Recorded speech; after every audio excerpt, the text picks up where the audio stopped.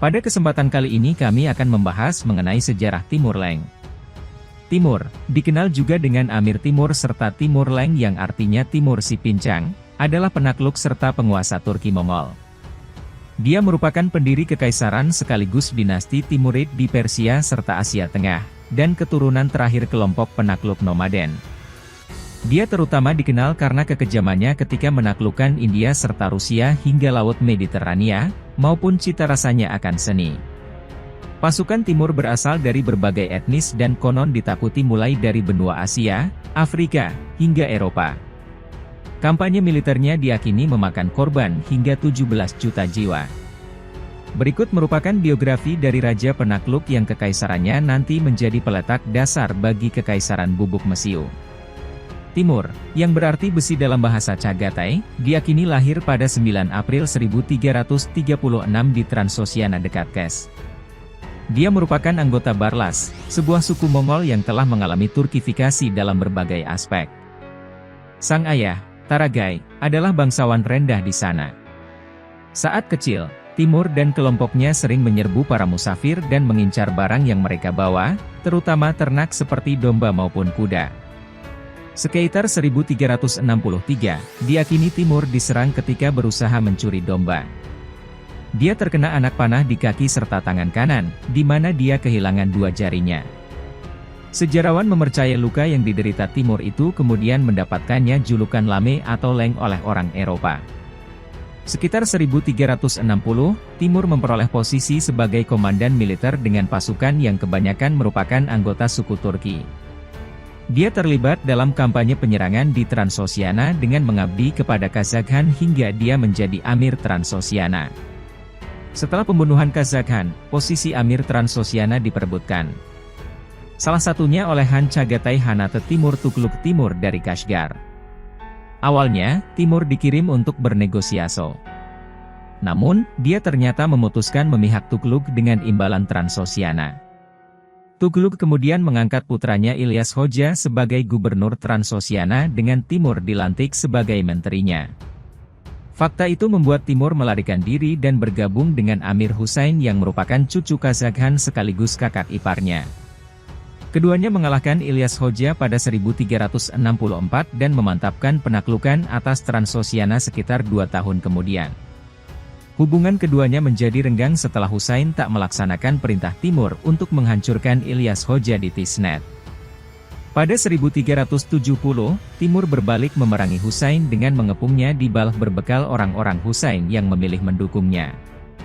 Setelah Husain dibunuh, Timur menikahi istri Husain Sarai Mulk Hanum, keturunan penakluk legendaris Genghis Khan, dan menjadikannya pemimpin suku Chagatai.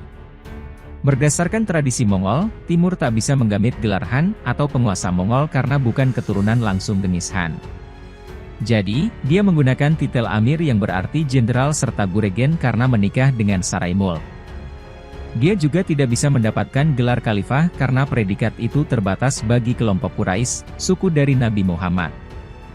Jadi, dia menciptakan mitos serta rumor bahwa dirinya mempunyai kekuatan supernatural yang dianugerahkan langsung dari Tuhan.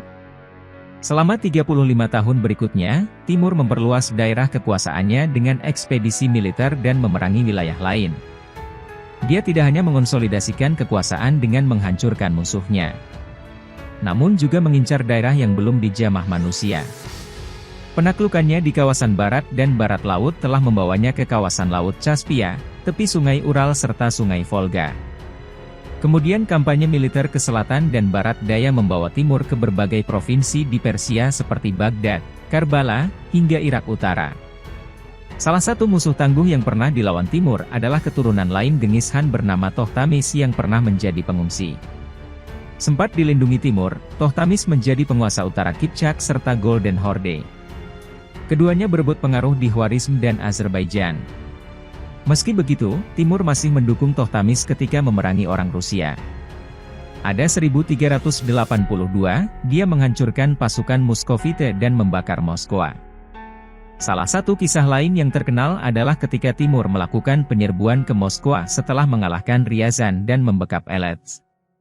Saat itu, Pangeran Besar Vasili dari Moskwa bergerak bersama pasukan Kolomna dan sampai di tepi Oka River untuk membendung militer Timur. Untuk menambah moral tempur, pendeta membawa gambar Theotokos dari Vladimir menuju Moskwa. Di tengah perjalanan, pendeta itu berlutut dan berdoa, "Ya Bunda Tuhan, selamatkanlah tanah air Rusia." Tiba-tiba, pasukan timur mundur. Untuk mengenang pembebasan Rusia dari timur secara ajaib, setiap 26 Agustus, mereka merayakan hari pertemuan Bunda Allah Maha Kudus dari Vladimir. Pada Desember 1404, Timur hendak menginvasi dinasti Ming di Cina dan mempersiapkan serangan dengan target eksekusi di musim semi. Namun dia terserang penyakit ketika berusaha mencapai Cina akibat musim dingin saat berada di kawasan Asia Daria. Dia meninggal dunia dalam usia 68 tahun pada 19 Februari 1405 di Farab sebelum sempat mencapai perbatasan Cina. Sebelum meninggal, Timur memutuskan membagi daerah kekuasaannya bagi anak serta cucunya yang selamat dalam pertempuran.